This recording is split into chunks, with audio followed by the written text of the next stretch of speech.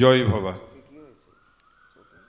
শ্রী শ্রী ঠাকুর ভবা পাগলার আশ্রম সুকচর ভবার মহাশক্তির আশ্রয়ের বার্ষিক মহাপূজার 41তম বর্ষ। এই মহাপূজা এবং মহাসম্মেলনের অনুষ্ঠান আমাদের গত শনিবার 1 মার্চ হতে শুরু হয়েছে। আজকে তার 5ম দিবস। এখন পূর্ব নির্ধারিত ঘোষণা অনুযায়ী অনুষ্ঠান সূচি অনুযায়ী শ্রী শ্রী ভাগবত পাঠ করে শোনাবেন শ্রীমৎ শ্রী তমাল কৃষ্ণ শিকদার মহাশয়। তিনি মঞ্চে উপবিষ্ট আছেন, সঙ্গে আমাদের কিছু ভক্ত এবং আশ্রমের ব্রহ্মচারীবৃন্দ। এই অনুষ্ঠান চলবে 10ই মার্চ পর্যন্ত। 5ই মার্চ আজকে। এরপরই ভাগবত পাঠের পরে স্বনাম খ্যাত আন্তর্জাতিক খ্যাতিসম্পন্ন শিল্পী, সঙ্গীত শিল্পী শান্তনু রায়চৌধুরী মহাশয় তিনি আমাদের এখানে ভবার গান ভক্তিগীতি পরিবেশন করবেন। প্রতিদিনই আমাদের গুণীজন সম্বর্ধনা হয়ে থাকে। আজকেও 2-1 জন আসবে, তাদেরও আমরা সম্মানিত করব। আগামী দিনও আমাদের এই অনুষ্ঠান চলবে এবং 7 তারিখে পণ্ডিত শ্যামসুন্দর গোস্বামী তিনি ভজন কীর্তন পরিবেশন করবেন। আগামী দিন 6 তারিখে ভার্গব লাহিড়ী এবং মনোজ চৌধুরী সঙ্গীত পরিবেশন করবেন। 8 তারিখে ফাল্গুনের শেষ শনিবার 8ই মার্চ উদয়স্ত হরিনাম বৈকালে 4টের সময় পূর্ণ মঙ্গলগড় ভাগীরথী গঙ্গা হতে শোভাযাত্রা সহকারে আনা হবে এবং সন্ধ্যা 7টায় সন্ধ্যা আরতি এবং তারপরে মহাপূজার প্রসাদ মহোৎসব সকাল থেকেই যদিও চলবে, তা হলেও সন্ধ্যার পরে আবার মহোৎসব চালু হবে। 8 তারিখে রাত্রেও আবার বাউল সঙ্গীত পরিবেশিত হবে। মোহিত সম্প্রদায় পরিচালনায় কেনারাম হালদার। 9 তারিখে সকালে একটু 8টার সময় যজ্ঞ আছে এবং 9টার সময় স্থানীয় হাসপাতাল বলরাম সেবা মন্দিরে ফল বিস্কুট বিতরণ করা হবে রোগীদের মাধ্যমে এবং 10টার সময় সাধু সম্মেলন, সাধু প্রবচন। প্রায় 50টা আশ্রমে সাধু সন্ন্যাসীদের আমন্ত্রণ করা হয়েছে। প্রবচন চলবে বেলা 12:30 পর্যন্ত। 1টার সময় সাধু সম্মেলনের সাধু মহাত্মাদের ভান্ডারার, তারপরেই ভক্ত সেবা হবে এবং বিকেলে আমাদের আন্তর্জাতিক খ্যাতিসম্পন্ন বিদুষী আলপনা রায় আমাদের মধ্যে ভবার সঙ্গীত ভজন সঙ্গীত পরিবেশন করবেন এবং আন্তর্জাতিক খ্যাতিসম্পন্ন কত্থক নৃত্য কলাকেন্দ্রের কলকাতা শ্রী রাজীব ঘোষের নেতৃত্বে নৃত্য অনুষ্ঠান পরিবেশিত হবে। পরের দিন সোমবার সকালে বাস্তু পূজা এবং বিকেলে আমাদের নৃত্যাঞ্জলি খর্দা নৃত্যাঞ্জলি একাডেমির ছাত্ররা নৃত্য অনুষ্ঠান ও বোলপুর নিবাসী বাসরি সম্প্রদায়ের বাউল গান পরিবেশিত হবে। প্রতিদিনই ভবার সাধনা সঙ্গীত এবং ভজন কীর্তন থাকবে। আপনাদের সকলের উপস্থিতি একান্ত কাম্য। আপনারা যারা ইতস্তত আছেন, আমরা চাই মন্দিরের সামনে মঞ্চে উপবিষ্ট ভাগবত পাঠক এবং ভজন কীর্তনের আসরে আপনারা অংশগ্রহণ করুন এবং ভবার আশীর্বাদ, মায়ের আশীর্বাদ নিয়ে জীবন ধন্য করুন। জয় ভবা। শ্রী শ্রী ঠাকুর ভবা পাগলা কি, পাগলি মাই কি, ভবার ভবদারা মাই কি, জয়। ভবার মা শক্তির আশ্রয় জয়। ভক্তবৃন্দ কি, জয়। আপন আপন গুরু মহারাজ কি, জয়। বিশ্ববাসী কি, জয়। জয় বাবা। জয় বাবা।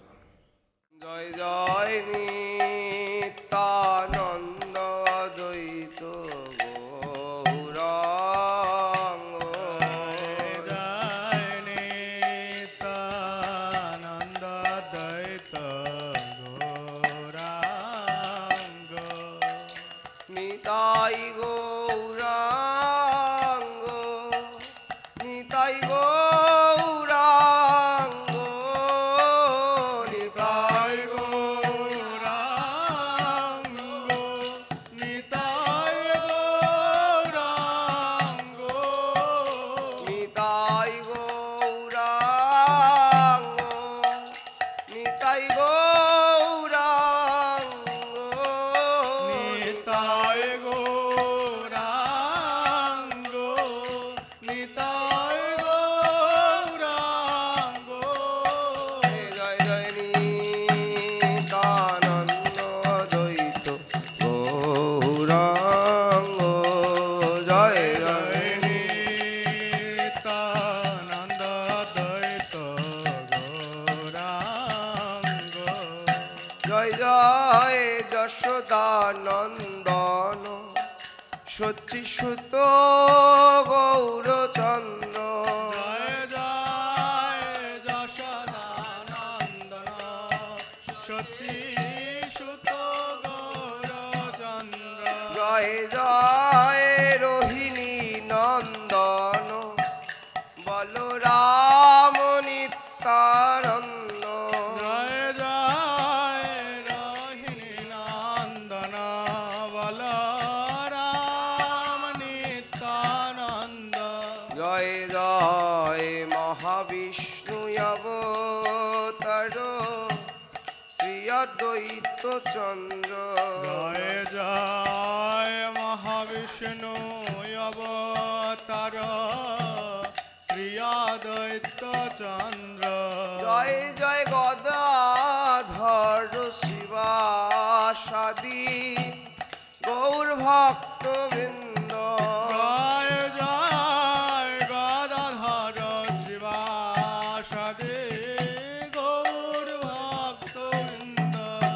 জয় জয় স্বরূপ রূপ সনাতন রায় রামানন্দ। জয় জয় স্বরূপ রূপ সনাতন রায় রামানন্দ। জয় জয় খণ্ডবাসী নর হরি মুরারি মুকুন্দ। জয় জয় খণ্ডবাসী নর হরি মুরারি মুকুন্দ। জয় জয় তিন পুত্র সঙ্গে নাচে সেন শিবানন্দ। জয় জয় তিন পুত্র সঙ্গে নাচে সেন শিবানন্দ। জয় জয় চঞ্চ পুত্র সঙ্গে ভজে রায় ভবানন্দ। জয় জয় পঞ্চপুত্র সঙ্গে ভজে রায় রামানন্দ। জয় জয় দ্বাদশ গোপাল আদি 64 মহন্ত। জয় জয় দ্বাদশ গোপাল আদি 64 মহন্ত। জয় জয় ছয় চক্রবর্তী অষ্টকবি রাজচন্দ্র। জয় জয় ছয় চক্রবর্তী অষ্ট কবিরাজ চন্দ্র। জয় জয় রাঘব পণ্ডিত গদাধর দাস ভগবতাচার্য। জয় জয় রাঘব পণ্ডিত গদাধর দাস ভগবতাচার্য। জয় জয় সখী মাইতি গোপীনাথাচার্য জয় জয় কানাই পুরিয়া সিতি মাইতি গোপীনাথাচার্য জয় জয় কাশীবাসী তপন মিশ্র জয় প্রকাশানন্দ জয় জয় কাশীবাসী তপন মিশ্র জয় প্রকাশানন্দ জয় জয় কাশীশ্বর সার্বভৌম জয় প্রতাপ রুদ্র জয় জয় কাশীশ্বর সর্বভৌম জয় প্রতাপ রুদ্র। এক কৃষ্ণ নামে করে সর্বপাপনাশ প্রেমের কারণ ভক্তি করেন প্রকাশ প্রেমের উদয় হয় প্রেমেরও বিকার সেদ কম্প পুলকাদি গদ গদ শ্রুধা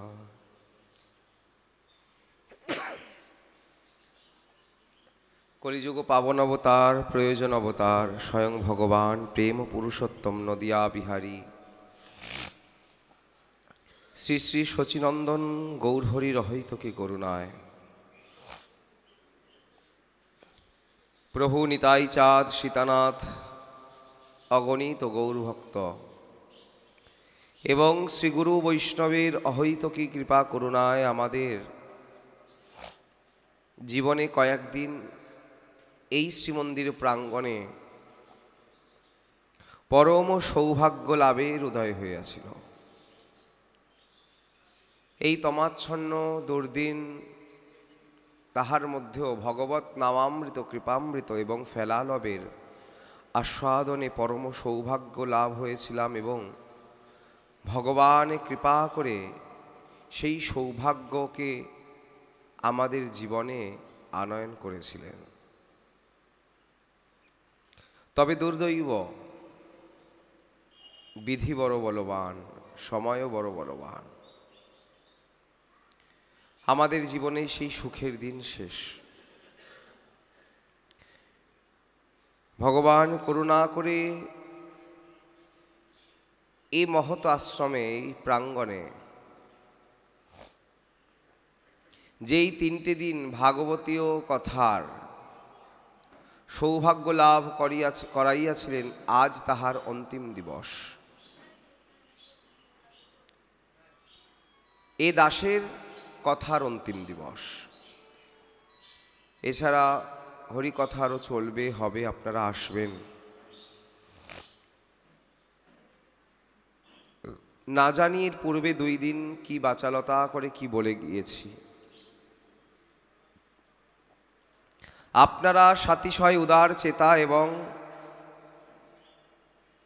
ক্ষমা ঘৃণাশীল ব্যক্তি, তাই হাজারো ভুল করলেও আপনারা ক্ষমার চোখে দেখেছেন। আমার ভুল হইলেও আমাকে বুঝতে দেন নাই। তাই আজও শেষের দিন সৎসাহস করে কিছু ভাগবতীয় কথা আস্বাদনের নিমিত্তে উপস্থিত হইলাম। বলছি, এক কৃষ্ণ নামে করে সর্বপাপ নাশ, প্রেমের কারণ ভক্তি করেন প্রকাশ। প্রেমের উদয় হয় প্রেমের অবিকার, সেদ কম্প পুলকাদি গদ গদ শ্রুধার। প্রশ্ন হতে পারে, নামের মহিমা যখন এতই নিরঙ্কুর, তখন আবার অপরাধের বিচার করো। এক কৃষ্ণ নামে করে সর্বপাপ নাশ। পাপকে নাশ করে কৃষ্ণ নাম, অপরাধ নয়। অপরাধ করলে কৃষ্ণ নাম করলেও যাবে না। পিত্ত রোগীর পিত্ত রোগ ধরা পড়লে মিছরিটিও মুখে দিলে তেতো লাগে। আদৌ কি মিছরি তেতো? না, মিছরি তেতো নয়। তাহলে তেতো লাগছে কেন? বলে, আমার যে মুখের আস্বাদ, সেই কারণবশত সেই সুমিষ্ট মিছরি এখন আমার তেতো লাগছে। কিন্তু শাস্ত্র বললেন এক কৃষ্ণ নামে করে সর্বপাপ নাশ, প্রেমের কারণ ভক্তি করেন প্রকাশ। হ্যাঁ, সত্যিই তো। তাহলে আমরা যে এত নাম করি, এত লক্ষ লক্ষ হরি নাম করছি, কেউ হাজার হাজার নাম করছি, তাহলে কি কই প্রেমের প্রকাশ তো বুঝতে পারছি না। কালকে আস্বাদন করছিলাম যে ভক্তি মুক্তি ইহা সব পরিহারী, সিদ্ধি বাঞ্ছা ভক্তি মুক্তি এগুলোকে ছাড়তে হবে, এগুলোর আশা থাকলে হবে না। ঋদ্ধি সিদ্ধি ভক্তি মুক্তি বাঞ্ছা হৃদে যদি রয়, সাধন করিলেও প্রেম উৎপন্ন নাহি হয়। এখানে বলছেন একবার কৃষ্ণ নামে সর্বপাপ নাশ, প্রেমের কারণ ভক্তি করেন প্রকাশ। প্রেমের উদয় হয় প্রেমের অবিকার, সেদ অশ্রু কম্প পুলকাদি গদগদ অশ্রুধার। এক কৃষ্ণ নাম সব নাশ করে হৃদয়ে প্রেম ভক্তিকে প্রকাশ করে। একবার কৃষ্ণ নাম করলেই, তাহলে এতবার নাম করছি তাতেও হচ্ছে না, বলছে ঋদ্ধি সিদ্ধি মুক্তি বাঞ্ছা হৃদে যদি রয়, ওই সব হৃদয়ে রেখে তুমি ভগবত নাম করছো আর চাইছো প্রেম, হবে না। টিকিট কেটে একবার ট্রেনে গেছো, সেই টিকিট কেটে দুদিন বলে পরের দিনও যাব, হবে না। টিকিট কেটেছো, হয়ে গেছে। বিশেষ করে মেট্রোতে দেখা যায় একবার টিকিট পাস হয়ে গেলে দেখিয়ে দিলে ওই টিকিটের কাজ হয় না। একবারই হবে, একটাই দেবেন। যদি তুমি ঋদ্ধি সিদ্ধি মুক্তি বাঞ্ছা চাও তাহলে তাই হবে, প্রেম পাবে না। আর যদি এগুলো না চাও তাহলে প্রেম পাবে। কোনটা পাবে? কারণ সাধন করিলেও প্রেম উৎপন্ন নাহি হয়। কেন? বলে প্রেমের অবধি ওঠার আগেই তো ওই সাধন উঠতে উঠতে ঋদ্ধি সিদ্ধি মুখ্য বাঞ্ছা আমার সাধনটার মুখটাকে ঘুরিয়ে দিচ্ছে। সাধনের মুখ উঠবো 10 তলায়, নিমন্ত্রণ 10 তলায়। এখন এক পরিচিতি লোকের সাথে দেখা হয়ে গেল লিফটের মধ্যে। আরে দাদা কোথায়? বলে ওই তো ওইখানে। আরে তাহলে আমার ঘরে একটু পা রেখে যান। এই বলে 5 তলায় নিয়ে গেছে। আচ্ছা, এই লোকজন এসছে, আরও লোকজন দেখা সাক্ষাৎ হয়েছে, কথাবার্তা বলতে বলতে ভুলেই গেছে বেচারা। ভুলে গেছে যেই প্রোগ্রামে উপরে যাওয়ার কথা ছিল সেই প্রোগ্রামও শেষ। ততক্ষণে উপরে গিয়ে দেখি আর কাজের কাজ হলো না, আসলো ঠিকই। বলে কেন? বলে আমি যেই কারণে এখানে এসেছিলাম, প্রধান কারণের দিকে লক্ষ্য না দিয়ে, মূল বিষয়বস্তুর উপর লক্ষ্য না দিয়ে, ধ্যানটা একভাবে এক জায়গায় না দিয়ে, মনটাকে এক জায়গায় না লাগিয়ে চিত্তটা বিক্ষিপ্ত করে ফেলেছে। এই চিত্ত বিক্ষিপ্তের কারণে হয়েছে কি, মনটা চঞ্চল হয়ে গেছে আর আমার মূল উদ্দেশ্য থেকে বেরিয়ে চলে এসছে। ওই মূল উদ্দেশ্য ছিল 10 তলায় যাব, হঠাৎ কারোর সাথে দেখা 5 তলায় চলে গিয়েছি। সেখানে কথাবার্তা প্রসঙ্গে আমার মনটাকে ভুলিয়ে দিলে উপরে যেতে পারলাম না। ঠিক তেমন ভজন করছি তার চরণে প্রেম পাবো বলে, এই ভজন করতে করতে যখন দেখা যাচ্ছে ঋদ্ধি সিদ্ধি চলে এসছে, বাবা আমার ছেলেটার চাকরি হচ্ছে না, মেয়েটার বিয়ে হচ্ছে না, এই করতে করতে যাও সব ঠিক হয়ে যাবে, এই করতে করতে ভগবান বলে ও ঋদ্ধি সিদ্ধি নিয়ে মেতে গেছে। তাই সাধন করিলেও প্রেম উৎপন্ন নাহি হয়, ঋদ্ধি সিদ্ধি মুক্তি বাঞ্ছা হৃদে যদি রয়। আমি মুক্তি পাবো, এই সাধন করছি মুক্তি পাবো। মুক্তি পাওয়া তো ভক্তরা মুক্তি পায় না, চায় না। আমাদের বৈষ্ণবীয় সাধনের মধ্যে মুক্তি শব্দটা একটা অভিশাপ। সুখ সুখ শব্দটা একটা অভিশাপ। বলে ভগবত নামেই যেই সুখ, তুমি দেহদৈহিকাদি সুখ বাঞ্ছা করবে কেন? স্বর্গ বাঞ্ছা করবে কেন? বলে স্বর্গ সে সুখের ধাম, না লইও তার নাম। স্বর্গে গেলে সুখ ভোগের জন্য, নরকে যায় দুঃখ ভোগের জন্য। ভক্ত তো সুখ দুঃখের উপরে। বলে ভক্ত তো এই জায়গাতেই সুখ দুঃখকে ভোগ করে। কিভাবে? এই যে এত টাকা খরচা করে উৎসব হচ্ছেন, এখন যদি ভক্তরা না আসে, না শ্রবণ করে, না একটু উৎসব অনুষ্ঠানে এসে বসে, যেই ব্যক্তি এত কষ্ট করে উৎসবটি আয়োজন করাচ্ছে তার হৃদয়ের দুঃখটা কি? বলে এটাই দুঃখ। এই শীতে কারেন্ট চলে গেছে, এসিটা বন্ধ, পাখা চলছে না, বলে এইটা স্বাভাবিক, এটা ক্ষণিকের জন্য। কারেন্ট চলে আসলেই আবার এই দুঃখটাকে ভুলিয়ে দেবে। কিন্তু এসিতে থাকার পরেও, এই গরমে পাখার নিচে থাকার পরেও মনে আসবে এত টাকা খরচা করে উৎসবটা করছি, একটু লোকজন যদি না আসে তাহলে কী হয়। বলে এই দুঃখটাই চিরাচরিত দুঃখ। কারণটা পরমার্থিক সুখ দেওয়ার জন্য তিনি এত বড় অনুষ্ঠান করছেন, কিন্তু আমরা বহির্মুখ জীব সাধুর কথা শুনলাম না। না শুনিলি সাধুর কথা, ইহ পরকাল দুকালো খাওয়ালি খাইলি লোচন মাথা। সাধুর কথা শুনলাম না। তাই এই যে আমরা গন্তব্যস্থলে যেতে গিয়ে দিশেহারা হয়ে যাচ্ছি। তাই ভগবান বললেন, তুমি অন্যদিকে ঘুরে যাচ্ছ যখন, তাহলে আর আমায় কি পাবে। তাই ভক্তগণের কখনোই মুক্তি কামনা করা উচিত না। মুক্তি যারা চায় বলে, ভগবান এই সংসার থেকে মুক্তি দাও, তোমার চরণের সাথে বিলীন করে রাখো। ভক্তগণ বলেন, প্রভু তোমার দাস করে রাখো, তোমার যেন সেবা করতে পারি। পুরুষ মানুষের থেকে মায়েদের দিয়ে একটা কথা বোঝানো যায়। একটা মায়ের জীবনের সব থেকে সুন্দর সময়টা কখন আসে জানেন?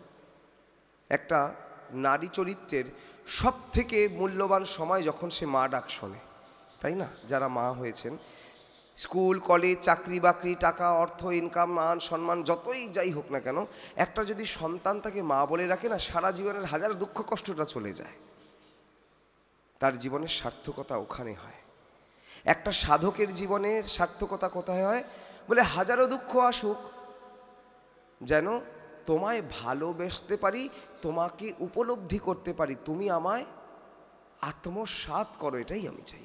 সাধকের জীবনের সার্থকতা ভগবান যেন তাকে আত্মসাৎ করে নেন, আপন করে নেন, নিজের চরণে রেখে দেন, দাস করে রাখেন, দাস করে রাখেন। সাধক চাইবে না আমি তোমার চরণে বিলীন হয়ে যাব তোমার। এর জন্য অন্যান্য উপাসনায় এই ব্রহ্মবাদী যারা এই নিরাকার উপাসনা করেন বা সন্ন্যাসী গণ, তারা ওই ব্রহ্ম লোকে গিয়ে ব্রহ্মজ্যোতিতে বিলীন হয়ে যান। অহম ব্রহ্মাস্মি। আমাদের গৌড়ীয় বৈষ্ণব দর্শনটা হচ্ছেন অচিন্ত ভেদাভেদ, দ্বৈতবাদ, অদ্বৈতবাদ, শুদ্ধাদ্বৈতবাদ, বিশিষ্টাদ্বৈতবাদ, এরকম করতে করতে গৌড়ীয় বৈষ্ণব সম্প্রদায়ের যেই দর্শনটা অচিন্ত ভেদাভেদ। এটা পিতল, আপনি বলবেন এটা তো করতাল। এটা পিতল, আপনি বলছেন করতাল। বলে করতালই বটে, ধাতুটা পিতল। এটাকে এখন পিতল বলা যায় না, এটাকে সবাইকে এটা কি গো, এটা পিতল, কেউ পিতল বলে, এটা করতাল। পিতলের দ্বারা তৈরি। পিতলটাও ঠিক আছে, আবার ঠিকও নেই। এই অচিন্ত ভেদাভেদ, এইটা ঠিক আবার এটাই নয়। তো তাকে পেতে গেলে দাস হতে হবে। তাই নারী চরিত্রের সব থেকে সার্থকতা যখন মা ডাকে, তেমন সাধক চরিত্রের সব থেকে সার্থকতা ভগবানকে নিজের করে পাওয়ার। যে কোনো সাধক, শান্তদর্শ সখ্য বাৎসল্য মধুর। শান্ত ভক্তের চিত্তটা সেবার মতন, মানে সেবার জন্য লালায়িত থাকে না। তারা বলেন ভগবান অনাদির আদি, তার আর কি সেবা করব, আমি ক্ষুদ্রতি ক্ষুদ্র জীব, আমি আর কি সেবা করব। আমি ভগবানের সাথে আছি, বিচরণ করছি, থাকছি, তার লীলাকার্যে আছি, এই ঠিক। নদ নদী গাছপালা গরু আদি এনারা শান্ত ভক্ত, এনাদের সেই উৎসাহ নাই যে উৎসাহিত হয়ে ভগবানের সেবা করব। সেবা ভাবটা জাগ্রত হয় দাস্য ভাব থেকে, তার দাসত্ব করব। হনুমান তাহাতে প্রমাণ। এত দাসত্ব, এত ভালোবাসে যে হৃদয় চিরে দেখিয়ে দিয়েছিল। আবার মা লক্ষ্মীও দাসত্ব করছেন। কি দাসত্ব? সারা দিন রাত চরণ সেবা করছেন। এর আর একটা ব্যাখ্যা হয় যে পতির সেবা করলে নাকি ধন আসে, তাই জন্য লক্ষ্মী ধনের দেবী। বলে এগুলো একটা জাগতিক দৃষ্টান্ত বা ইত্যাদি আছে, তবে মা লক্ষ্মী যে বিষ্ণু বক্ষবিলাসিনী এটা তাহার প্রমাণ। তাহলে কিসের প্রমাণ? যে বক্ষবিলাসিনী সে তো বুকেই থাকবে। ও তাহলে যে বক্ষবিলাসিনী বুকেই থাকবে তার রান্না বাড়ি নেই, কাজকর্ম নেই, স্নান আদি নেই? বলে নেই। বলে হ্যাঁ আছে তো। তাহলে সারাদিন যদি বুকেই পড়ে থাকে সেবাটা করবে কখন? বলে ভালোবাসে বলেই তো পতিকে তার চরণ সেবা করে। এইটাও দাস্য, কিন্তু এই দাসত্বটা হনুমানের দাসত্ব একটা আবার এক নয়। হনুমানের দাসত্বে একটা সংকোচ ভাব আছে। বলে কেন? প্রিয়াপিতম রাম সীতা বিশ্রাম করছেন, অন্দরমহলে আছেন, হনুমান সেখানে যাবেন না। কারণ হনুমানের ভাব আমার প্রভু আর প্রভুর শক্তি, মা আর প্রভু রয়েছেন, আমি এখন ভিতরে ঢুকবো কী করে? সেবা করব বাইরে থেকে, কিন্তু আমি ভিতরে ঢুকতে, একটা সংকোচ ভাব আছে এই দাসত্বে। কিন্তু লক্ষ্মীনারায়ণের সাথে প্রেমও আছে বা দাসত্ব আছে। সেইটা দাস্যটা মুখ্য নয়, সেটা মধুরটা মুখ্য।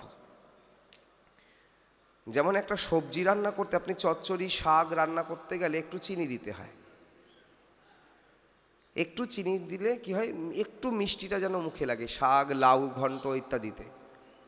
এখানে যতই চিনি দিই আর গুড় দিই, নুন না দিলে পরে ওই চিনি গুড়টা দিলেও ফিকা লাগবে।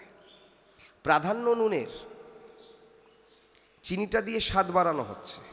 প্রাধান্য মাধুর্যের, দাসত্ব করে মহিমা বাড়ানো হচ্ছে। এই প্রেমের মহিমাটাকে বাড়ানো হয় দাসত্ব করে। বলি প্রেম করি বলেই তো তার দাস হয়েছে, প্রেম করি বলেই তো দাস হয়েছে। এখানে তো আমাদের খড়দা অঞ্চলে মন্দিরের অভাব নেই। খড়দা থেকে পানিহাটি অবধি মানে 100টা মন্দির আছে। অভাব হচ্ছেন ভক্তের, সত্যি ভক্তের বড় অভাব সব মন্দিরে। এই আশ্রম বলে নয়, কাঠিয়া বাবার আশ্রমে ভাগ্যিস কজন সাধু বয়স্ক মানুষরা আছে, তাই পাঠ কীর্তন হলেই তারা একটু গিয়ে বসে, নয় পাশে আশের ভক্তরা কেউ যায় না। সব জায়গাতে বড় অভাব। আর অল্প বয়সী ছেলেপেলেরা তো এইসবে আসবেই না, এইসব বয়সকালে করতে হয়। বয়সকালে করতে গিয়ে জয় মা বলছে না জয় পা বলছে বোঝা যায়। বলে কেন? দাঁত নেই তো, উচ্চারণ ঠিক হবে না। আর একটা সময় আমরা মনে করি ধম্মকম্ম করতে হয় বয়সকালে। দোকান দিয়ে পেয়ারাটা যখন কিনবেন তখন তো পাকা পেয়ারা কিনবেন না, বলে নরম হয়ে গেছে একদিন রাখা যাবে না, ডাসাটা কেন? কিন্তু ভোগ দেওয়ার সময় তো আপনি প্রসাদ পেতে পারবেন না, বলে কেন? দাঁত নেই তো, বয়স হয়ে গেছে। তাই পাকা পেয়ারাটাই খান, এখন কিছু করার নেই। বলে পাকা পেয়ারা ভালো লাগে না, বলে ডাসা পেয়ারার দিকে তাকিয়ে লাভ নেই, বয়স হয়ে গেছে, দাঁত নেই। বয়স থাকতে খেলেন না, আর এখন ডাসা পেয়ারার দিকে তাকিয়ে লাভ নেই। তাই ধর্মকর্ম অল্প বয়সে করতে হয়, যজন যাজন ইষ্টবৃত্তি অল্প বয়সে করতে হয়, তীর্থযাত্রা অল্প বয়সে করতে হয়। বলে কেন?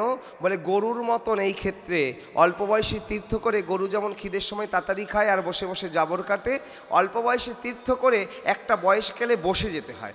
বসে গিয়ে চোখ নয়ন মুদিয়া থাকি, অন্তরে গোবিন্দ দেখি, নয়নে মেলিয়া দেখি শ্যামে। এইরকম যে এক জায়গায় বসে বয়সকালে ভগবানকে চিন্তন করতে, মনের দ্বারা জাবর কাটতে হয়। কারণ এখন আর আমার শরীর সাথ দেবে না, এই রথ সাথ দেবে না। তাই অল্প বয়সেই সাধন, অল্প বয়সেই যাগ যজ্ঞ তপস্যা ধ্যান ধারণা অল্প বয়সেই। যদি না হতো তাহলে প্রহ্লাদ ধ্রুব চরিত্র সব মিথ্যা, সব মিথ্যা। দেখুন সাধকদের জীবনেতে বেশিরভাগই অল্প বয়স থেকে লেগে গেছে। আমি তখন খুব ছোট্ট, প্রথম মালা পড়েছি গলায়, দীক্ষা নিইনি। বাড়ির তুলসী শুকিয়ে গেছে, তুলসী বাবার দোকান থেকে হ্যাকসো ব্লেড এনে ওই তুলসী জলে ভিজিয়ে রেখে হ্যাকসো ব্লেড দিয়ে কেটেছি, তারপরে ভিজিয়ে রেখেছি। তুলসীর মাঝখানটা একটু শ্বাসের মতন থাকে, ফাপড়া একটা জায়গা অংশ সরু, ওই সুই সুতো দিয়েই তুলসী গেঁথে দু প্যাচ করে মালা বানিয়ে পরেছি। জামা প্যান্ট পরে তখন আমার পাড়ার এক দাদু বলছে, কি দাদু ভাই অকালেই সকাল। আগেকার মানুষ তো, কি দাদু ভাই অকালেই সকাল, আমাকে এখনো বলে লোকে। সেদিন ট্রেনে উঠেছি, কাছা ধরে টেনে খুলে দিল একজন বয়স্ক মানুষ।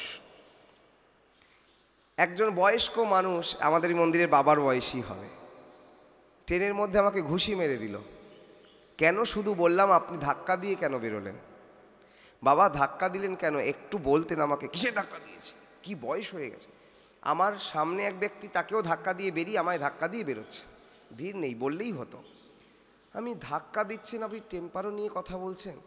তার মানে কি বলছো? এগিয়ে আসছে, বারে বারে এগিয়ে আসছে। আরে এরকম করছেন কেন আপনি? মারবেন নাকি? তুমি তো ওইরকম কথা বলছো, গলায় তুলসীর মালা রেখে। তখন আমার রাগ হয়ে গেছে। কিসের? তুলসীর মালা রাখলে নাকি মিথ্যে বলতে নেই, আর যত মিথ্যে কথা বলবে এই সমাজ যারা পরিচালনা করে তারা তুলসী মালা রাখবে না। এই সমাজে যারা কর্তারা তারা দুনিয়ার মিথ্যে কথা দিয়ে বলে, আরে তুলসীর মালা পরে মিথ্যে কথা বলতে নেই, এটা একটা ভুয়ো কথা। যেন মানুষ, সবাই তো জানে জীবনে চলতে গেলে সত্য মিথ্যা সব নিয়েই চলতে হয়, এখন যদি বলে মিথ্যে বলতে নেই তাহলে তুলসীর মালা কেউ পরবে না। সুবিধাবাদী কিছু মানুষেরা এইরকম সুবিধা বানিয়েছে। উনি বলছেন, হ্যাঁ তুলসী মালা নিয়ে মিথ্যে কথা বলছো। আমার ঠিক সামনের লোকটা উনি বলেন, দেখুন কাকু আমি কিছু বলিনি, আপনি আমাকেও ধাক্কা দিয়ে বেরিয়েছে। ফট করে বলছেন, আপনার কেউ হয় নাকি? বলে, এই আপনি বয়স্ক মানুষ, আপনি এই যে কী জাতীয় কথা বলছেন? যখন উনি কিছুতেই মানবেন না, ধাক্কা দিয়ে বেরিয়েছেন। কেন চুরি করে বেরোচ্ছেন নাকি? তাড়াতাড়ি কেন এইটা বললাম, আমাকে সবার সামনে ট্রেনের মধ্যে ঘুষিয়ে আর আমার চশমা নিয়ে এইখানে খিমচি দিয়ে দিল। বয়স্ক মানুষ বেলঘরিয়ায় নামলো। আমি শেষে ইচ্ছা করে একটা ভিডিও করে রাখলাম, এখনও ভিডিওটা আমার ফোনে আছে, আমি ভিডিওটা দিয়ে আপনাকে ভাইরাল করবো। দাঁড়া, মারার পরে সমস্ত ট্রেনের সব লোক আমার সাপোর্টে ওনাকে বিরুদ্ধে কথা বলেছে। আপনি মুখে বলুন আপনি মারলেন কেন? কেন এই লোকটা হিংস্র হয়েছেন বলুন তো? ওনার স্বভাব, নমনতা শেখেনি। ওনাকে দেখে মনে হচ্ছিল, একটা হাতে একটা ব্যাগ ছিল, দেখে মনে হচ্ছে এই জাগতিক বিদ্যায় পারদর্শী, হয়তো জাগতিক দিক থেকে শিক্ষায় শিক্ষিত, কিন্তু প্রকৃত শিক্ষিত উনি নন। প্রকৃত শিক্ষিত হলে আমি যদি একটা ভুল কথাও বলি তা উনি আমাকে বুঝাতেন, বাবা তোমার বয়স অল্প, এই পথে গেছো, তুমি ভুল কথাটা বলো না, লোকে তোমাকে খারাপ বলবে। শুধুমাত্র দুপাতা পড়লে, MA PhD করলেই, ইঞ্জিনিয়ার ডাক্তার হলেই হয় না, হয় না। একটু নিজেকে হাম্বেল করতে হয়, একটু দৈন্য, কারণ দৈন্য তার মধ্যে আসে, হাম্বেলনেস তার মধ্যে আসে যার মধ্যে কিছু জিনিস আছে। ফলন্ত বৃক্ষ এবং গুণীজন ঝুঁকে যায়, ঝোঁকে না মূর্খ ব্যক্তি এবং শুষ্ক কাঠ। এই সমাজ আমাদের মূর্খ করে রেখেছে, আর আমরাও মূর্খের আবেশে চলে যাচ্ছি। দেখুন কেমন মূর্খ করে রেখেছে। খারাপ নেবেন না, সত্য কথা একটু করোয়া হয়, মানে একটু তেতো হয়। আমি প্রথম দিন থেকে এসে দেখছি শুধুমাত্র পিছনে ঠাকুরজি আছেন, আর কেউ না শুনুক, বাবা মহারাজ মন্দিরের উনি বসে থাকেন, এই আমার বন্ধু বর্গরা তারা বসে থাকে, অন্তত তাদের মুখের দিকে তাকিয়ে কথা বলি। নাইলে আজকেই প্রথম এই কদিনে এসে একটু লোক দেখছি, 2জন 4জন, ঠাকুরের কথা কেউ শুনতে আসে না, কেউ শুনতে আসে না। তাহলে লাস্টের দিনে প্রসাদ কেউ পেতে আসবে না, এখানে খেতে আসবে। যদি প্রসাদ পেতে আসতো তাহলে এই কদিন হরি কথা হচ্ছে, কানের প্রসাদ এটাও পেতে আসতো, সেদিন শুধু দুপুরে একটু ভোজন হবে, ভোজন করতে আসবো। এটা দুঃখ লাগে।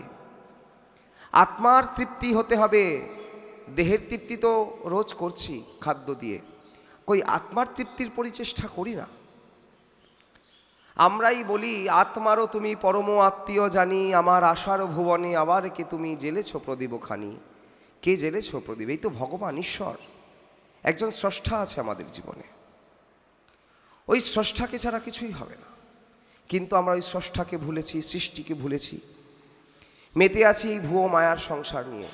তাও যদি ভাগবত আসরে পাঠ কীর্তনে কেউ আসে, তো অন্তত একটু যারা ভারী কি হয়েছে, বয়সটা একটু এগিয়েছে, তারা ছাড়া কেউ আসে না। তো বলে এই বাচ্চারা এসছে, বলে ওরা বোঝে না, মা বাবা নিয়ে এসছে, চলো তাই এসেছে। যারা মোটামুটি একটু বোঝে, যাদেরকে দরকার, যাদের দরকার এই সমাজে, তারা আসে না। কেন? কারণ আমরা প্রয়োজন মনে করিনি তাদেরকে নিয়ে আসার। আমরা এসেছি বাড়ির আরেকজনকে ডেকে আনিনি, ডেকে আনতে হবে। ওষুধ কেউ স্বাদে খায় না, জোর করে খাওয়াতে হয়, বলে কেন? রোগ হয়েছে। তাই এরকম ভালো জিনিস সবাই খায় না, খেতে পারে না, জোর করে দিতে হয়। চলো ওখানে একটু দেবালয়, চলো এখানে বসে ঘরে ফোন না টিপে একটু ঠাকুরের সামনে গিয়ে বসবে। কি হয় তাতে? মানুষ একটু শান্তি পায়, ব্রেনটা একটু স্থির হয়, শান্ত থাকে, একটু রিলিভ হয়। ভগবানের নাম চিত্ত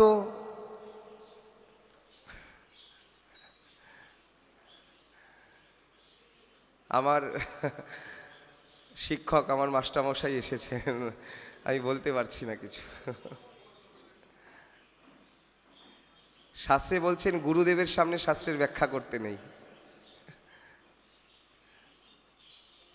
বলবো?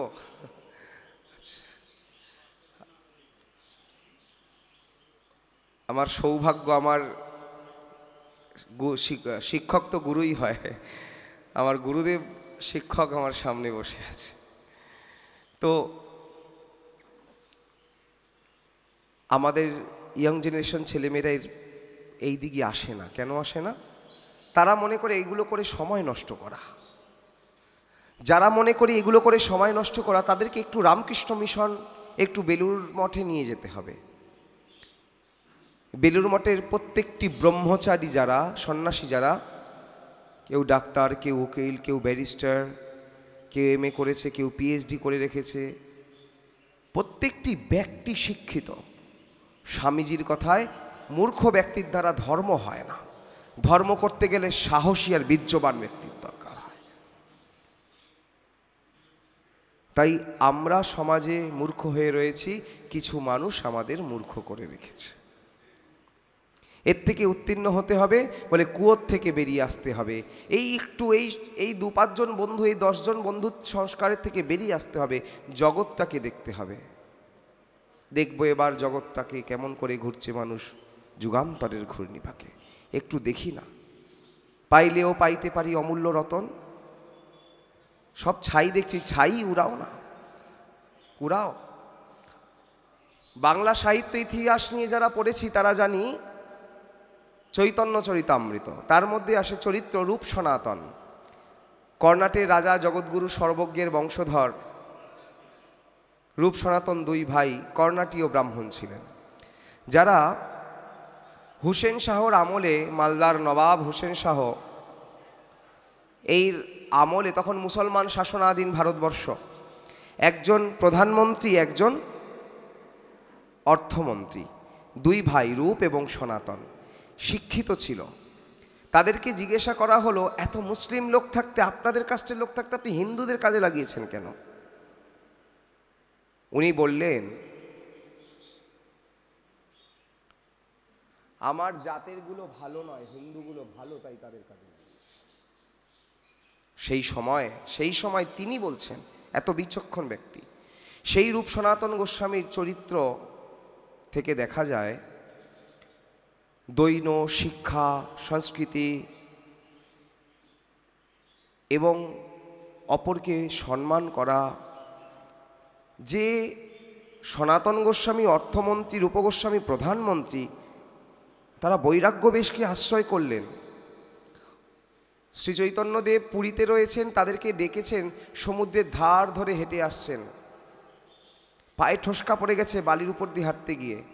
এত দেরি হলো সনাতন? বলে, প্রভু এই রাস্তা দিয়ে জগন্নাথের রাজ পাণ্ডা পুরোহিতেরা যায়, আমাদের ছায়া যদি তাদের উপর পড়ে তারা অপবিত্র হবে। কেন? বলে, আমরা যে এতদিন যবনের আন্ডারে থেকে চাকরি করেছি, যবনের অন্ন খেয়েছি, আমাদের কি আসলে হিন্দুত্ব, সনাতনিত্ব রয়েছে?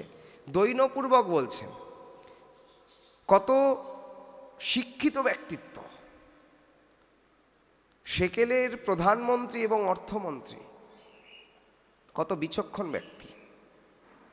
আমরা মনে করি ধর্ম বুঝি মূর্খেরা, না। আমরা যদি সংসার করি তাহলে আমাদের সংসারে 2-3টে ছেলে মেয়ে হলো, মা বাবা ইত্যাদি নিয়ে। একজন সাধুর সংসারে দেখুন তো কত ছেলে মেয়ে, বিবাহ করেননি, কিন্তু সন্তানের, ওই একজন সাধু কতটা মন্দির, কতগুলো সংসার চালাচ্ছে, তার কোনো চিন্তা নেই। কিন্তু আমি একটা সন্তানকে বড় করতে গিয়ে মাথার ঘাম পায়ে পড়ে। বলে কেন? বলে এই সাধুটি সমর্পিত আত্মা, ভগবানের কাছে সমর্পণ করেছেন, মালিক বানিয়েছেন এনাকে। বলে রাখবি মারবি জবি ইচ্ছা তোমারা, আমি তো তোমার হাতের পুতুল। হাম কঠপুতলি তেরে হাত কি চাহে তু জৈসে না চালে মুরলিয়া বালে। তুমি যন্ত্রী আমি যন্ত্র, আমি তোমার যন্ত্রে চলি, যেমনি চালাও তেমনি চলি মা, যেমনি রাখাও তেমনি রাখি। উনি সমর্পণ করেছেন নিজেকে ওইখানে, ওই ভবার ভবদারার চরণে। জানি যদি শত্রু আসে, আমি মাকে যতই বলি, মাগো শত্রু এলে অস্ত্র হাতে ধরতে জানি, মা আমার হাতে অস্ত্র দেবে না, বলে বাবা তুই ছোট, অস্ত্র ধরে তুলতে পারবি না, তোর লাগবে। মাই অস্ত্র হাতে এসে দাঁড়াবে। তাই আমরা যদি সৎ পথে থাকি, সৎ আশ্রয় থাকি, সৎ ব্যক্তির আশ্রয়, সৎ কর্মের মধ্যে লিপ্ত থাকি, কে আমায় খারাপ বলল ভালো বলল আসবে যাবে না। সৎ ব্যক্তির মনের যে শান্তি আছে, সেই শান্তিটা কারো ভালো বলায় খারাপ বলায় আসবে না। কারণ সে জানে আমি চুরি করিনি, আমি কাউকে মারিনি। নিজের কাছে সাধু হতে হবে, তারপরে তো বাহিরের পোশাকটা। আমি বাহিরে পোশাক পরে সাজলাম, অন্তরে সাধু হলাম না। এটাকে তো প্রথম দিনও আমরা এই কথা আস্বাদন করছিলাম। সাধু মনে শুধু সংসার ছেড়ে যাওয়া নয়। সাধু একটা শব্দ, একটা উপাধি। যে সৎ হতে পেরেছে সর্বার্থকরণে তিনি সাধু। সে নারীও হতে পারে, পুরুষও হতে পারে, যে কেউ হতে পারে। সে সংসারী, একজন স্বামী স্ত্রী, দুইজন বাল বাচ্চা আছেন, 4 জন, কি মাতা পিতা নিয়েছে 6 জন, বা আরও বড় সংসার, তার মধ্যেও সাধু হতে পারে। বলে সাধু মানে তো সংসার, না না না, ওইটা আশ্রম, ওটা আশ্রমবাসী। তাই আশ্রমের একটা সিস্টেম অনুযায়ী বেশটা পরিবর্তন করা হয়েছে।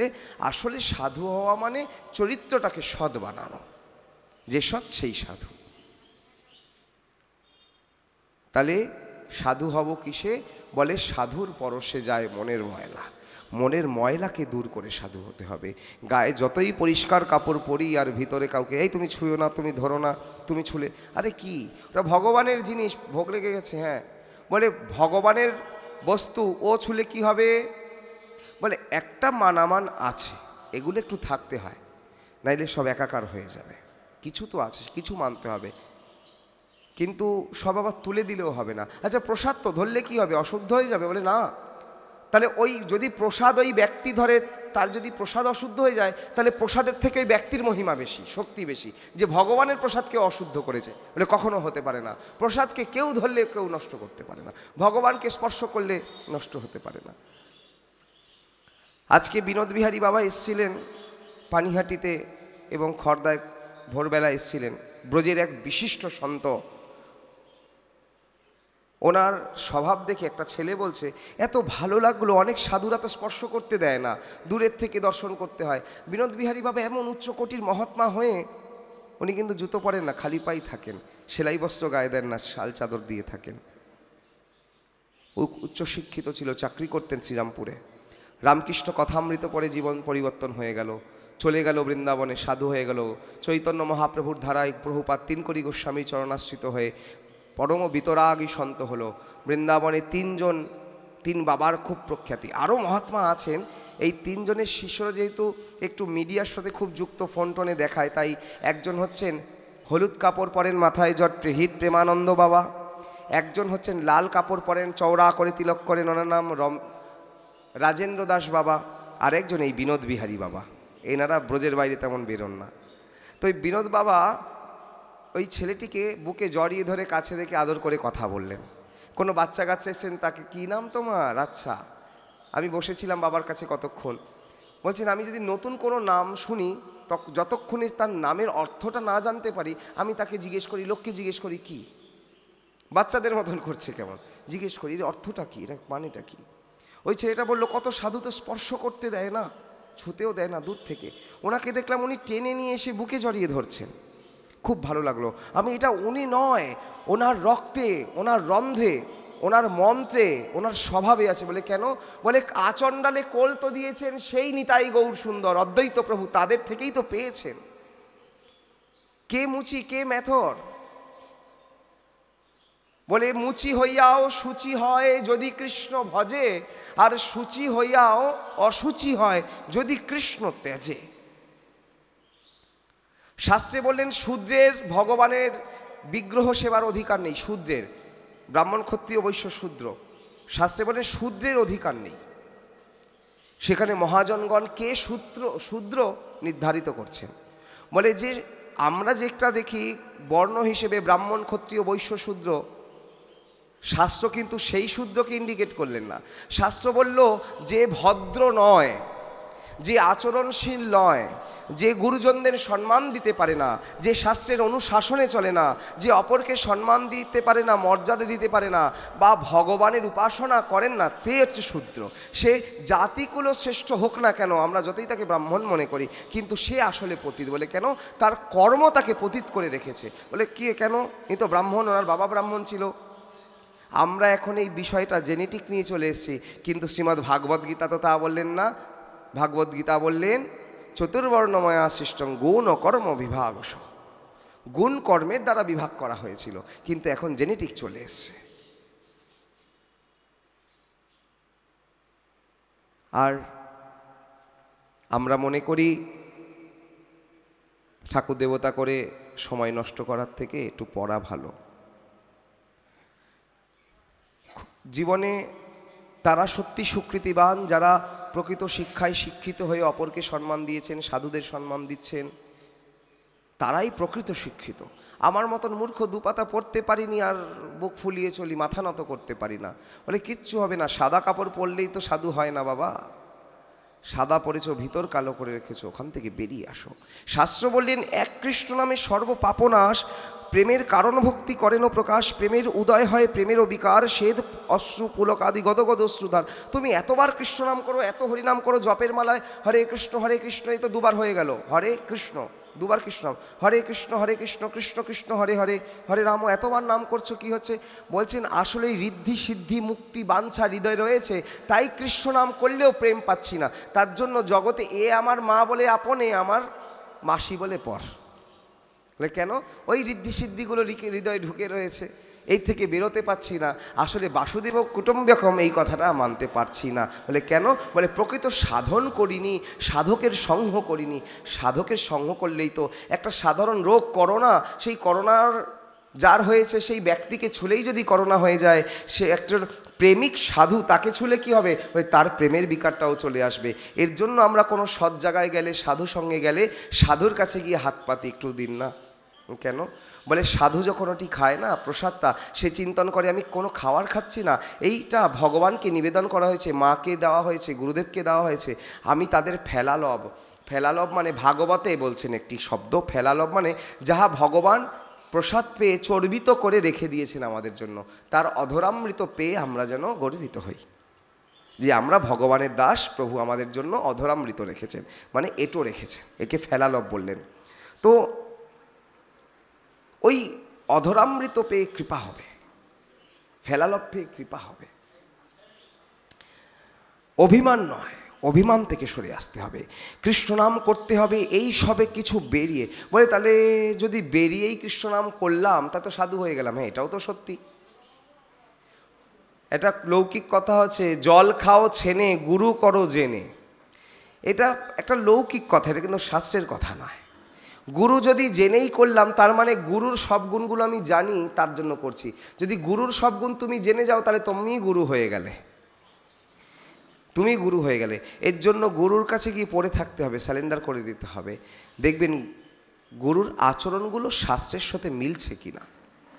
আর গুরুও দেখবে শিষ্য বলে একে আমি গ্রহণ করতে পারবো কিনা, এই অপরকে সম্মান দেয় কিনা, শাস্ত্র মর্যাদা দেয় কিনা, গুরুজনদের শ্রদ্ধা করে কিনা, অনাথ দুঃখী দরিদ্রের প্রতি দয়াদ্র চিত্ত কিনা, এই অপরকে ভালোবাসতে পারে কিনা, হৃদয়ে করুণা আছে কিনা, মায়া মমতা আছে কিনা, তবে গুরুদেব তাকে আপন করবেন। তাহলে এত কৃষ্ণ নাম করছি, বলে ওই যে হৃদয়টা শুদ্ধি নেই, শুদ্ধিকরণ করছি। শুদ্ধি হবে? বলে হ্যাঁ হ্যাঁ হবে। বলে এটা কি লেগে আছে? বলে সেই কবে কি পড়েছিল লেগে আছে, ঝাড় দিলাম উঠলো না। বলে ঝাঁটায় যখন উঠলো একটু জল দাও, জল দিলাম ধুলাম তাও উঠলো না। বলে একটু দাঁড়াও, একটু ভিজুক, ভিজে একটু ডলা দেবে, উঠে যাবে। ও কৃষ্ণ নাম করলাম যে হলো না। বলে এক কৃষ্ণ নামের কথাই তো বললো, এক কৃষ্ণ নাম করলে সর্বপাপ নাশ। ওই ঝাঁটা দেওয়ার মতন একবার কৃষ্ণ, বলে হলো না। বলে একটু ভিজিয়ে রাখো, একটু জল দাও, জল দেওয়ার পরেও ঝাড় দিলাম উঠলো না। বলে একটু ভেজাও, তার মানে আর একটু কৃষ্ণ নাম করো করো, করতে করতে করতে চিত্তটা মার্জিত হবে। চেত দর্পণ মার্জনম ভব মহাদাবাগ্নি নির্বাপনম শ্রেয় কৈরিব চন্দ্রিকা বিতরণং বিদ্যাবধূ জীবনং। এই যে মহাপ্রভু শিক্ষাষ্টকমে বলছেন, প্রথমে বলছেন চিত্ত দর্পণকে, হৃদয়টা, মন্দিরটা পরিষ্কার করে, এই হৃদয় মন্দিরটা উনি এসে বসবেন, বেধিটা ফাঁকা করো, নোংরা করে রেখেছো কেন? ওনাকে বসাতে হবে তো এই বেধি মূলে, এই হৃদয়ের বেধি মূলে। তাই চিত্তটা, চেত দর্পণ, আয়নাটা পরিষ্কার করো। হৃদয়ের ভেতরে আয়না আছে বলে কি করে বোঝা যায় হৃদয়ে আয়না আছে? আমি তো মায়ের থেকে যখন জগৎ দেখেছি, মা তো আমার ভিতরে আয়না দেয়নি, বা ভগবানও তো এরকম সিস্টেম করে। বলে ওইটা না, আমরা দেবালয়ে গিয়ে চোখ বন্ধ করি কেন? বলে ভগবানকে দেখেছি। কেন জানি না, সবাই করে, আমি তাই করি না। সাধকরা বলে চোখ কেন বন্ধ করি জানো? মানে যাকে নয়ন ভরে দেখলাম, চোখটা বন্ধ করে দেখি তো তাকে হৃদয়ে মন্দিরে দেখতে পারি কি না? যদি হৃদয়ে দেখতে না পারি, তাহলে আমার চেত দর্পণটা মার্জনা হয় নাই। মহাপ্রভু এর জন্য বলছেন আগে চিত্ত দর্পণটা, যতক্ষণ দেবালয় খোলা আছে, চোখ তাকিয়ে বিস্ফোরিত নেত্রে তাকে দর্শন করো। দেখতে দেখতে দেখতে তোমার নয়নকে ভরিয়ে দাও। কিভাবে দেখবে? বাহ, এটা মা কালী না? হ্যাঁ, তাহলে উনি শঙ্খচক্র গদাপদ্ম ধরেছেন, মা এখানে বিষ্ণু রূপে বিরাজ করছেন। ও আচ্ছা, হ্যাঁ, তো মায়ের হাতে খড়গ নেই। আচ্ছা, হ্যাঁ, মায়ের গলায় মুন্ডমালা নেই, তো উত্তরীটা এভাবে পড়েছেন। হ্যাঁ হ্যাঁ হ্যাঁ, আচ্ছা, বাহ, সুন্দর তো। আচ্ছা, সব জায়গায় মাকে দেখি ডাইরেক্ট শিবের বুকে পা, কিন্তু এইখানে তো মা আর শিবজির মাঝখানে পদ্ম আছে, পদ্মের উপরে নীল রঙের বস্ত্র পরেছেন। আমি তো দেখছি না পিছনে, হ্যাঁ দেখেছি। এইভাবে দর্শন করতে হয়। আজকে খড়দার শ্যামসুন্দরকে দর্শন করে আসলাম। কি কাপড় পরেছিল? এটা সুন্দর কাপড় পরেছিল। কি কাপড় ঠিক মনে পড়ছে না। তাহলে দর্শনটা হয়নি। একে দর্শন বলে না। কেন? বলে তুমি দেখেছো, দর্শন করনি। দেখার দেখা দেখতে হয়। মরা ছুঁয়ে থাকতে হয়, ছুঁয়েছিলে, দেখোনি তাকে। যদি দেখতে নয়ন ফিরাতেই পারতে না, বলে কেন? আমাদের নবদ্বীপে একজন পাঠক মহাশয় আছে, ওনার কথার একটা আছে, বলে যে সুন্দর করে দাঁড়িয়ে আছে তাকে দেখলে প্রেম না করে থাকতেই ইচ্ছা করে না। কালো তো কি হয়েছে, তাকে যেভাবে দাঁড়িয়ে আছে ভঙ্গিমা দেখেই প্রেমে পড়ে গেছি। তাকে তো জানিনি, এখনো বুঝিনি, তাকে জানার বোঝার আগেই প্রেমে পড়ে গেছি। যে সুন্দর দাঁড়িয়ে আছে তাকে দেখেই প্রেমে পড়ে গেছি। এই জন্যই দাঁড়িয়ে আছেন, প্রেম না করে থাকা যায়, পারা যায়? এর জন্য তো তাকে দেখে প্রেম করতে হবে, তার নামে ডুব দিতে হবে। ডুব দে রে মন কালী বলে হৃদি রত্না করে রক্ষাত চলে। যাকে ভালোবাসবো তার নাম স্মরণ করব, নামই রক্ষা করবে। বলে ভগবান বিক্রয় করতে পারে, ভগবানের নাম কখনো বিক্রয় করতে পারে না। ভগবান কখনো বদমাশি করে? ভগবানও করেন। ভক্তের সাথে কত পরীক্ষা নেয়। প্রমাণ বলে দেখুন তুলসী শঙ্খচূড়ের ঘটনায়।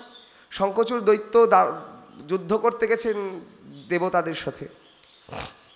তুলসী তো পতির মঙ্গলের জন্য বিষ্ণুকে স্মরণ করে চলেছেন, আর ভগবান নিজে বাধা পড়ে আছেন। অহম ভক্ত পরাধীন, আমার ভক্তের পরাধীন। ভক্ত যাহা বলবে আমাকে তাই শুনতে হবে, ভক্তের রক্ষা আমার। মানে ভক্ত তুলসী তার স্বামী শঙ্খচূড়ের জন্য প্রার্থনা করছেন, আমার স্বামীর যেন অমঙ্গল না হয়, করছেন। ভগবান দেখলেন যে এই যদি হয় তাহলে তো শঙ্খচূড় সব শেষ করে ফেলবে। ভগবান করলেন কি, করুণা করে আসলেন, কিন্তু ছল করে শঙ্খচূড়ের রূপ ধরে তুলসীর কাছে গেলেন। তুমি চলে এসছো? হ্যাঁ, যুদ্ধে জিতে গেছি আমি, কোনো চিন্তা নেই।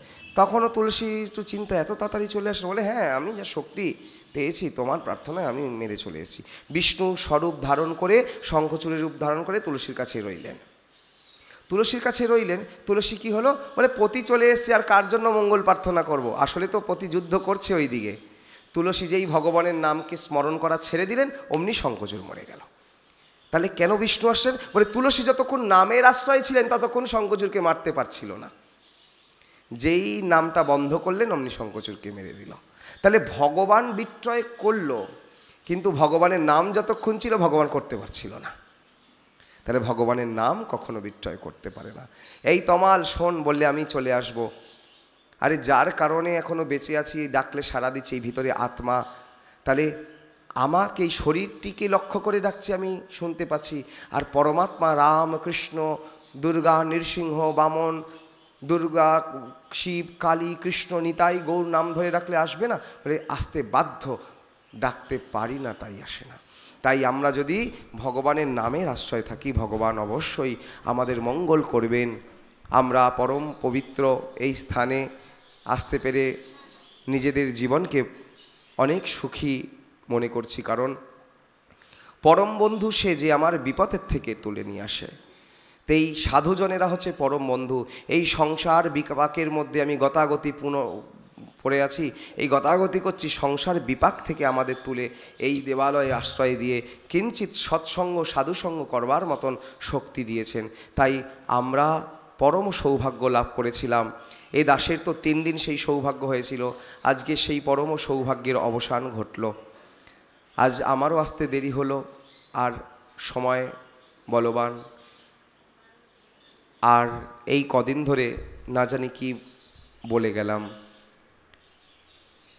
আপনাদের হয়তো এই কথার দ্বারা দুঃখই দিয়েছি, কারণ চিত্তশুদ্ধি হইলেই তো বাণীও শুদ্ধি হবে, চিত্তটা শুদ্ধি নয়, তাই বাণীকেও শুদ্ধি করতে পারিনি।